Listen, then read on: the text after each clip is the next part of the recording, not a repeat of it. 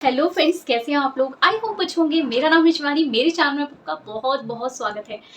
आज है देव उठनी एकादशी। तो आज के दिन चातुर्मास जो होता है वो ख़त्म हो रहा होता है और हमारे जो विष्णु भगवान जी हैं जो योग निद्रा में 4 महीने से थे वो आज उठ जाते हैं। मतलब ऐसा कहा जाता है, देवता कभी सोते नहीं हैं लेकिन ऐसा कहा जाता है कि वो योग निद्रा में रहते हैं और आज के दिन विष्णु भगवान जी उठते हैं। तो इसलिए आज के दिन बड़े धूमधाम से देव उठनी एकादशी मनाई जाती है। इसे कहीं कहीं पे जैसे उत्तराखंड में एकादश भी कहते हैं, एकादशी भी कहते हैं, देव उठनी एकादशी और देव प्रबोधिनी एकादशी भी कहते हैं। तो एकादशी का तो अपना एक महत्व होता ही है, लेकिन आज के दिन विष्णु भगवान जी जागते हैं तो इसका महत्व और ज़्यादा बढ़ जाता है। हम लोग शाम के समय भगवान को उठाते हैं, पूजन करते हैं और तुलसी माता तुलसी का पूजन भी इस दिन किया जाता है। आज देव प्रबोधिनी एकादशी के दिन तुलसी विवाह कराया जाता है भगवान शालिग्राम का माता तुलसी के साथ। तो इसके पीछे की एक पौराणिक कथा है कि एक जालंधर नाम का राक्षस था, उसकी पत्नी वृंदा थी जो कि बहुत ही जप तप पूजा पाठ करती थी। उसके जप तप पूजा पाठ के प्रभाव से जालंधर बहुत ही शक्तिशाली बन गया था और फिर जिससे कि वो सभी को परेशान करता था, सभी पर अत्याचार करता था। एक दिन देवतागण परेशान होकर सभी देवतागण भगवान विष्णु के पास गए और उनसे प्रार्थना की कि हे प्रभु, हमें हमारी इस समस्या का समाधान करें। तो भगवान विष्णु ने फिर जालंधर का रूप रखकर माता वृंदा के पास गए और इस तरह भगवान शिव ने जालंधर का वध किया। और जब जालंधर का वध हो गया तो माता जब वृंदा को ये बात पता चली तो वो बहुत ही क्रोधित हुई। जब वो क्रोधित हुई तो उन्होंने भगवान विष्णु को श्राप दिया और कि आप पत्थर के बन जाएं। तब उसी समय भगवान विष्णु शालिग्राम रूप में अवतरित हुए और जिन्हें हम शालिग्राम के नाम से जानते हैं, आप सभी पूजते हैं भगवान शालिग्राम को। और इस तरह फिर उसके बाद माता जो वृंदा है उन्होंने खुद को भस्म कर लिया और जिस स्थान पर वो भस्म हुई थी उसी स्थान की जो राख थी वहाँ पर एक तुलसी का पौधा उग गया।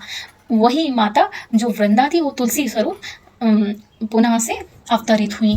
इस तरह भगवान जब विष्णु को इन सब चीज़ों से बहुत ही व्याकुल हुए, बहुत ही ग्लानि हुई तो उन्होंने कहा कि माता तुलसी की पूजा मेरे शालिग्राम स्वरूप है उनके साथ आज के दिन की जाएगी और विवाह कराया जाएगा, तुलसी विवाह। तब से ही हम ये जो तुलसी विवाह का चलन है ये तब से ही प्रचलित हो गया और सभी लोग आज के दिन व्रत करते हैं और तुलसी विवाह का अपना ही महत्व है। दूसरी बात यह है कि आज का दिन बहुत ही धूमधाम से देवता को जगाया जाता है। देवता आज के दिन से सारे जितने भी मांगलिक कार्य होते हैं वो सब स्टार्ट हो रहे होते हैं।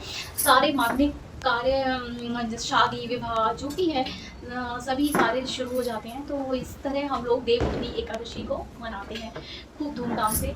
तुलसी विवाह बहुत धूमधाम से मनाया जाता है, लेकिन सामूहिक रूप से। मैं अपने घर में सिर्फ तुलसी पूजन करती हूँ, माता तुलसी को सुहाग की सामग्री चढ़ाती हूँ बस। तुलसी विवाह भी बड़े धूमधाम से किया जाता है। मैं अकेली हूँ तो मैं इसलिए ये सब नहीं कर पाती हूँ, लेकिन हाँ पूजन जरूर करती हूँ। और कहा जाता है कि आज के दिन माता तुलसी से आप जो भी मांगते हैं वो जरूर आपकी विश पूरी होती है। और मैंने आज के दिन रंगोली भी बनाई जो कि हम मिट्टी, खड़िया और गेरू से बनाते हैं, लाल रंग की। वो आप देखिए कि मैंने कैसे रंगोली बनाई है और जरूर बताइए। और आज का मेरा लुक कैसा लग रहा है ये जरूर बताइएगा। अगर हम ट्रेडिशन की बात करें तो ट्रेडिशन हम फॉलो करते हैं, लेकिन हर ट्रेडिशन के पीछे कुछ ना कुछ मान्यता जरूर होती है। जैसे कि अगर हम माता तुलसी की पूजा करते हैं ना तो तुलसी में इतने औषधीय गुण हैं कि हम शायद अगर एक व्यवहारिक तौर पे भी आप देखो ना कि जो हमें कुछ देता है, जैसे हमारे घर के मुखिया होते हैं, हमारे पालन पोषण करते हैं या घर का जो भी काम दाम जो भी करता है या कोई वैल्यूबल पर्सन है तो हम उसकी वैल्यू करते हैं।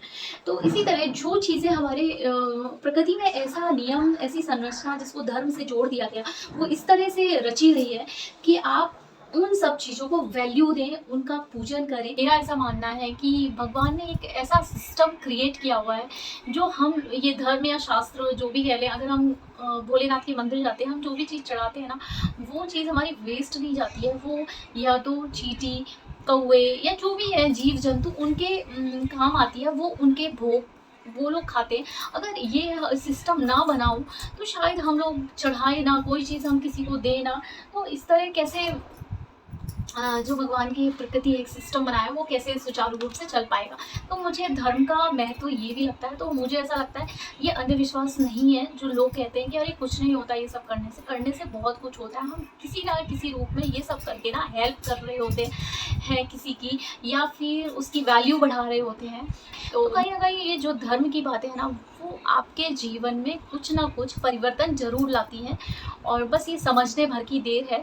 और आप लोग बताइए, आप लोग कैसे तुलसी विवाह को सेलिब्रेट करते हैं, या देव प्रबोधिनी एकादशी को आपके यहाँ क्या कहा जाता है?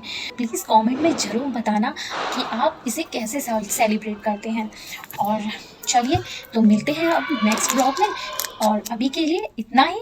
Thank you for watching. Bye bye.